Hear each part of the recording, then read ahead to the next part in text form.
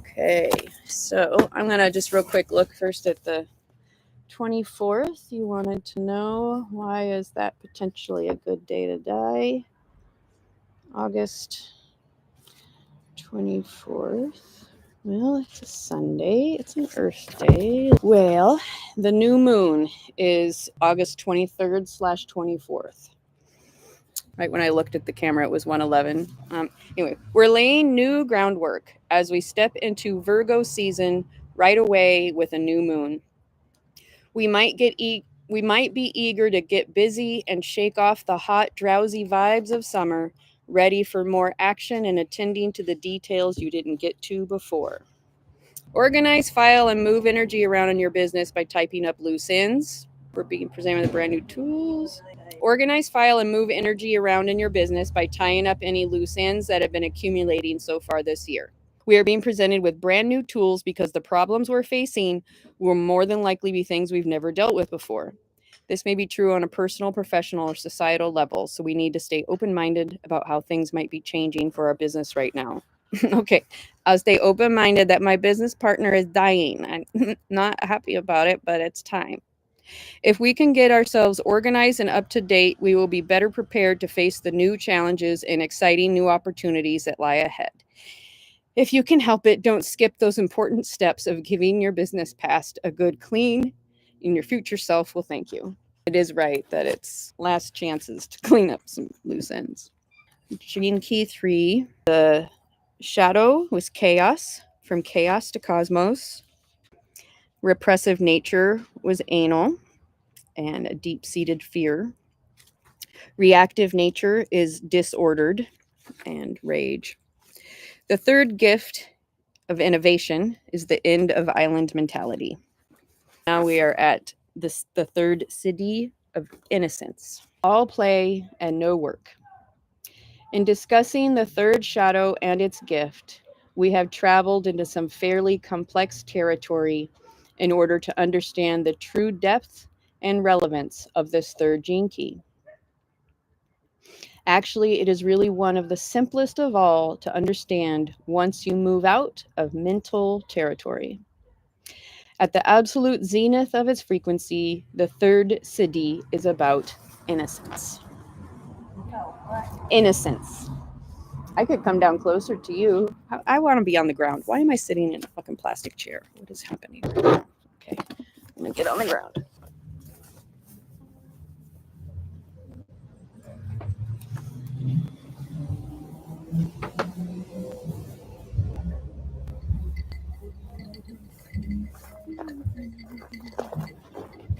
Okay. I don't like the blueberry. This siddhi reminds us that all of life, and that includes human beings, is essentially innocent. Our most common misconception as human beings is that we are not a part of life. Our mind seems to tell us that we can control life, but in truth, this is an illusion born of the brain. Human beings are an instrument of life, an experiment in life, but we can never be masters of life as long as we are only a part of life. Human beings remain a brain-centered species today. We have seen how deeply we feel the need for a center or a nucleus to be in control of life. This need is expressed within every level of our thinking and at every level of our society. It is epitomized in our need to find a God. Are you okay in that position, or do you want to lay back down? I just want to make sure that you're okay. Should we go back to bed? I'm not so sure. Just something hunched over is generally ideal. Alright, I'll try this. Kind of prickly. Oh, what if I got you something to lay on? Like a towel. Yeah, how about that? Yeah, That because, would be I mean, great. generally you really liked laying on the ground, but it got prickly.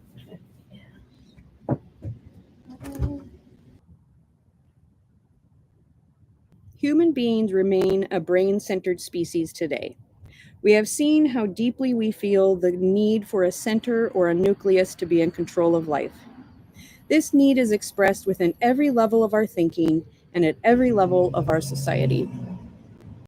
It is epitomized in our need to find a God.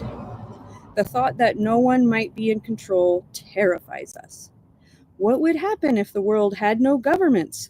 We might find out. What might happen if we had no religion, education, police, army, or money?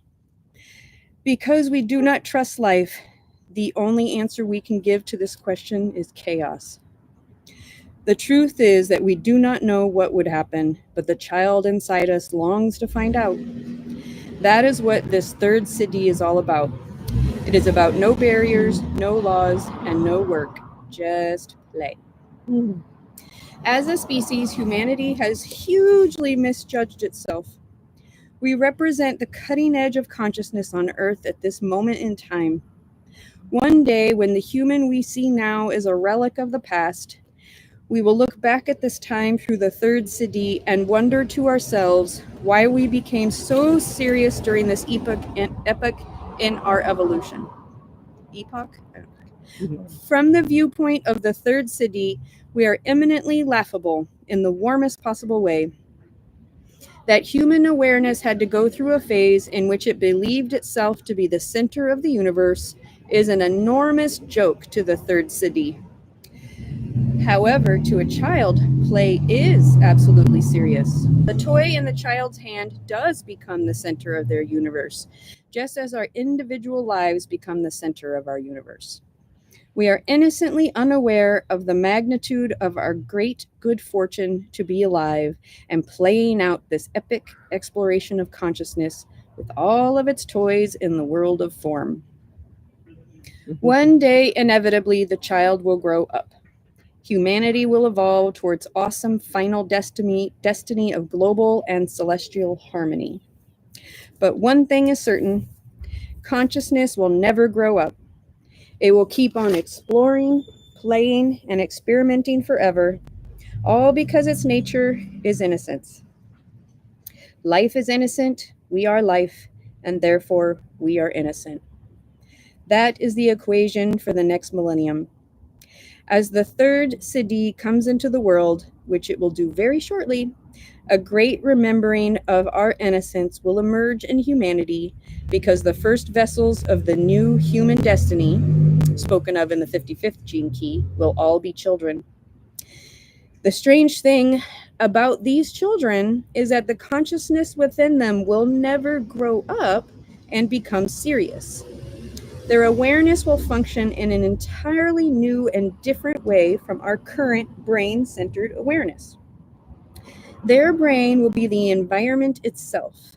It will be inside every other human being, creature, plant, stone, and star. We cannot yet imagine that kind of cosmic consciousness, but it will soon come pouring into the world like a great breaking wave. Humanity will change from within, as life always has. It is shaped by its own environment. If it becomes a threat to that environment, then life relays that message back into its cellular structure, causing it to mutate a more efficient program. This is not a decision that can be made by humanity, but by the whole organism. There are no losers in this game because every cell innocently contributes its own unique information to the whole. In the process of mutation, new life codes are activated, and any cells that do not mutate will simply die off. This is a totally Cell membrane. cell membranes. Cell membranes communicating with one another, and if they quit communicating, they die. Yeah. Dig it. This is a totally natural and organic process that is already beginning to occur to humanity. We fear it because we do not trust our own innocence. The great human fear is of losing our own uniqueness. If we lost that and became an amalgamated soup, it would indeed be a step backwards in evolution. However, evolution does not travel backwards. It only knows progress. By giving up our own individual identity, we actually create another greater individual identity that is both collective and individual at the same time. By giving up our own individual identity, we actually create another greater individual identity that is both collective and individual at the same time. Just kind of reminds me of your Return to Gaia transmission. The human body itself is the prime example of the direction that humanity is moving. Our body evolved from single-celled amoebas responding to their environment. Not a single cell within our body can afford to be selfish, or we would die.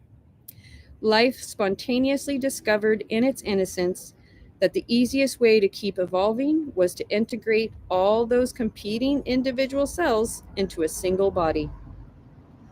What incredible things life discovers when it is left alone to play. This is the central message contained within the ring of life and death, that the chaos of play is to be deeply trusted and revered.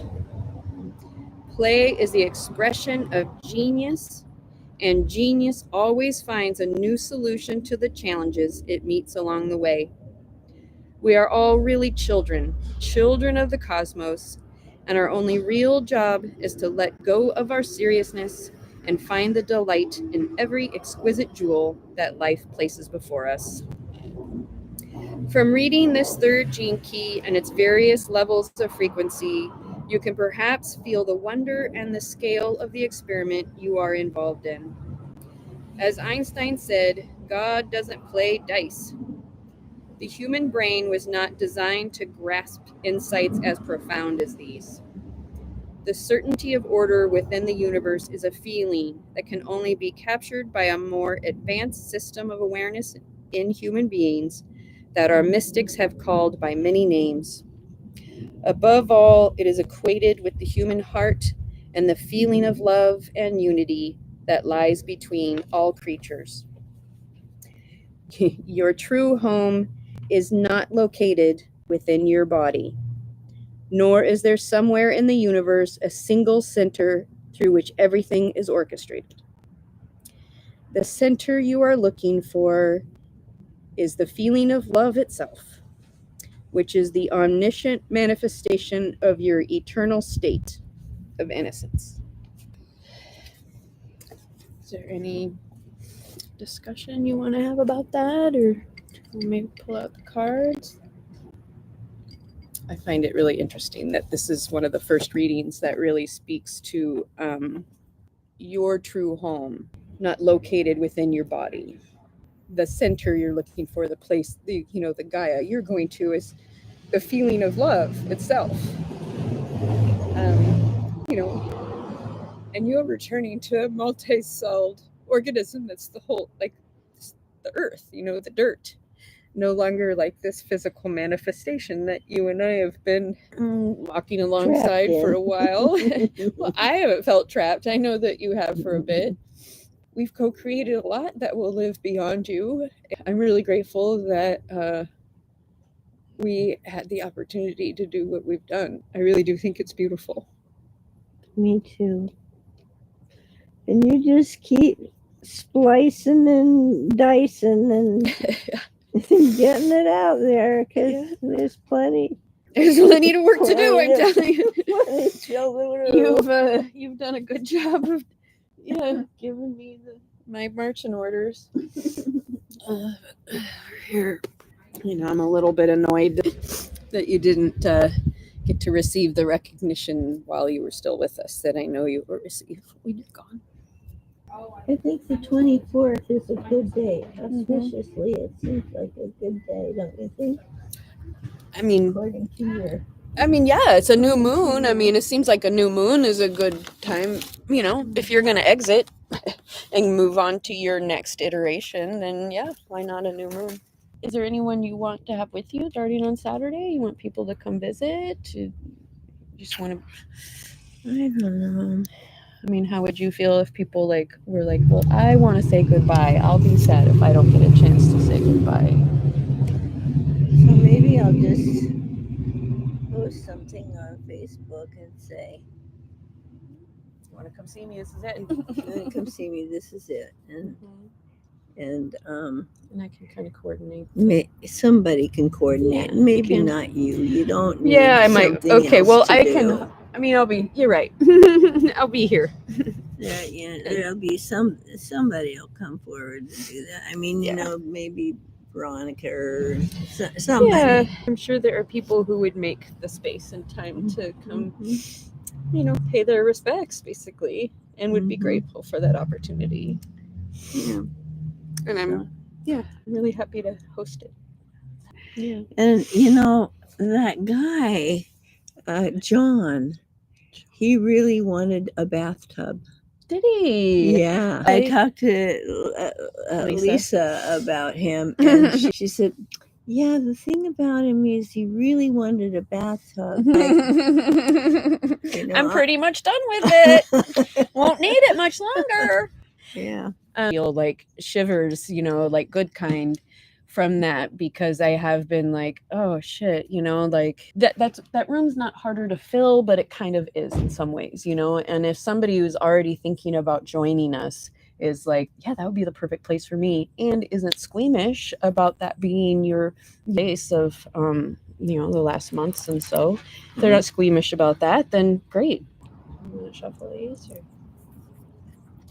Isn't that funny? Yeah, I mean, how everything, like, the timing has been so incredibly divine, like, it was time for Robert to go. Oh, your lease is over, and it was really time to get you out of the moldy basement.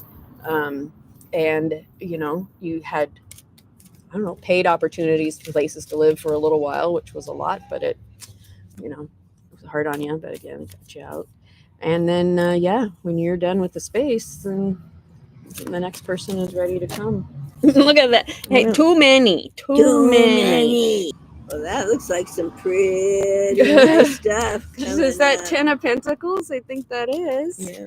That is 10 of Pentacles, which is always a nice card. And the sun, it doesn't get fucking much cooler than that, really. And we're moving into a new moon. I think you read this as, like present. I think that's it. We really let the cards decide who's coming to hang out with us. Okay, so this one was first, and then this one came out. Do you want me to keep reading? Or? Yeah. Okay, I'll keep reading, because I back down if you feel like it. The 10 of Pentacles, the most wealthy card in the deck. It's everything coming together, right? It's family, it's abundance. What would you say about the 10 of Pentacles? Yeah, it's the whole family, the whole coming together. Culture is there, the culture, everything just comes together in a great deal of wealth. And seconds ago, we were talking about your last days and how we want to have people, just kind of come through and gather. And I'm talking about future profits and how that'll go to your family and portion of. And I really believe very strongly in what we've created. I don't think my daughter knows at all about what we created. Well, someday she'll get a big fucking awesome surprise. Here, this is what your mom and I were doing. The good news is the profits will come long after the debts are gone. I love you, book. I love you, book. Yeah, I guess I'm hoping that you'll gift me some of your altar stuff or some of your art stuff. Those are things that would be really special to me. The wealth of detail in the 10 of Pentacles is as rich as you would expect in a card that suggests wealth and satisfaction. Not only on the material level, but also spiritual, emotional, and intellectual. In the classic weight design, 3 generations of a family, a wizened old grandfather, a young married couple, and their child sit comfortably together, along with their dogs. What does your future hold? In most readings, the 10 of Pentacles suggests the richness of family life, symbolizes inheritance, not only of resources, but also of wisdom, experience, family values, and beliefs. all passed along from generation to generation. Ultimately, it also symbolizes the love and support of family, and it bodes well for future generations. As each generation grows older and makes room for the next, parents are usually delighted to see their children become healthy, happy adults. Is there anything else you want to say about the Ten of Pentacles? I mean, I'm really grateful to see it. I'm hoping that it feels... It's a culture, and so even though I'm moving into another dimension, I'm leaving behind